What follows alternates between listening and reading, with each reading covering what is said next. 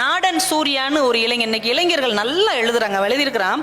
மயான தொழிலாளியின் பார்வையில் நாம் எல்லோரும் நடைபிணங்கள். இப்ப எங்க பார்வையில நீங்க எல்லாம் எப்படி இருப்பீங்க? ரசிகர்கள். உங்க பார்வையில நாங்க பேச்சாளர்கள். ஆனா மயானத்துல வேலை பார்க்குற ஒருத்தருக்கு நீங்களாம் என்னைக்கு வந்து சேருவாங்க? இப்படியே திடுறாங்களே. இந்த கொரோனா திரும்ப ஒருக்கா வந்தா தான் நமக்கு சில்லற சேருமலை. அவன் அவன் வாழ்க்கை தானங்க. ஒருத்தர் இன்னொருத்தர் எழுதினாரு, மயானத்திற்கு ஒரு பிணம் வரும்போது உயிர் பெறுகிறது சுடுகாடு. அது உயிர் போற இடம், ஆனா வெட்டியானுக்கு அதுதான் உயிர் பெறுகிற இடம். எப்படி ஒரு பார்வை பாருங்க. இதையெல்லாம் ஒரு கவிதை தான் நமக்கு ரொம்ப அழகா தரும். இது பட்டினத்தாருடைய சிந்தனை. பருத்த தொந்தி நம்மதென்று தாம் இருக்க, நரி நாய் காக்கை கழுகு தம்மதென்று தாம் இருக்கும் பார். அதை எவ்வளோ அழகா புது கவிதை கொண்டு வந்துட்டான். இப்போ நம்ம கண்ணாடியில பார்க்கும் போது எவ்வளோ அழகா இருக்கிறோம், இந்த உடம்பு எவ்வளோ அழகா இருக்கு நம்ம நினைச்சிட்டு ரோட்ல போவோமா, இது ஏன் உடம்பு அப்படின்னு. நாய் பார்க்குமா, நரி பார்க்குமா, பருந்து கழுகு காக்காலாம் போகுமா, இது ஏன் ஐட்டம். எனக்காவது ஒரு நாள் அங்கே வரும்போது நான் தான் சாப்பிடுவேன் அப்படின்னு சொல்லி வைக்குமா, இடம் போட்டு வைக்குமா. ஆனால் இது ஏன் உடம்புன்னு நம்ம நினைச்சிட்டு இருக்கிறோம். ஆனால் காக்கை கழுகுகள் இது ஏன் உடம்புன்னு சீட்டு போட்டு வைக்குமா. இந்த தத்துவத்தை எவ்வளவு அழகா மயான தொழிலாளியின் பார்வையில் நாம் எல்லோருமே நடைப்பிணங்கள் என்று ஒரு இளைஞன், இன்னும் திருமணம் கூட அந்த பையனுக்கு ஆகல, அவ்வளவு கவிதைகளை அழகாக எழுதி வைத்திருக்கிறான். ஈரோடு தமிழன்பன் ஒரு அழகான காதல் கவிதை நான் நிறைய மேடையில சொல்வேன். அந்த அழகியல் பாருங்களேன், நினைச்சு நினைச்சு சந்தோஷமா இருக்கும். ராதையும் தோழியும் பேசிக்கிட்டு இருக்கிறாங்க. இப்ப ராதை இரவு நேரம், அது ராதை வெளியில கிளம்புறா. தோழி கேட்கிறா, எங்கே போகிறாய்? ராதை சொல்றா, கண்ணனை பார்க்க. உன்னை இவ சொல்றா, உன்னை யாராவது பார்த்து விட்டால்? உன்னை அவ சொல்றா, இது இரவு தானே, நைட் நேரம், யாரப்பெல்லாம் லைட்லாம் கிடையாது, இது இரவு தானே. இப்ப தோழி சொல்றா பாருங்க, இது இரவுதான், நீ மின்னல் அல்லவா. இது நைட்டு தான் இல்லை, நீ பளிச்சுன்னு போனேன்னா உன்னை எல்லாரும் பார்த்துருவாங்கல்ல. எவ்வளவு ஒரு அழகியலை அப்படி போற போக்குல சொல்றாரு.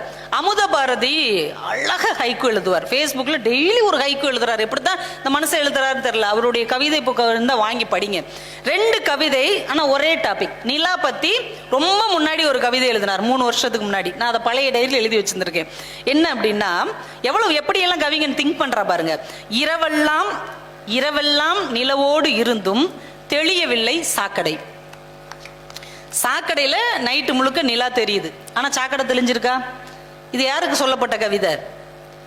நீ எவ்வளவுதான் பெரிய ஆட்களோட பழகினாலும், நல்ல மனுஷங்களோட பழகினாலும், சில பேர் புத்தி திருந்தது பார்த்தீங்களா?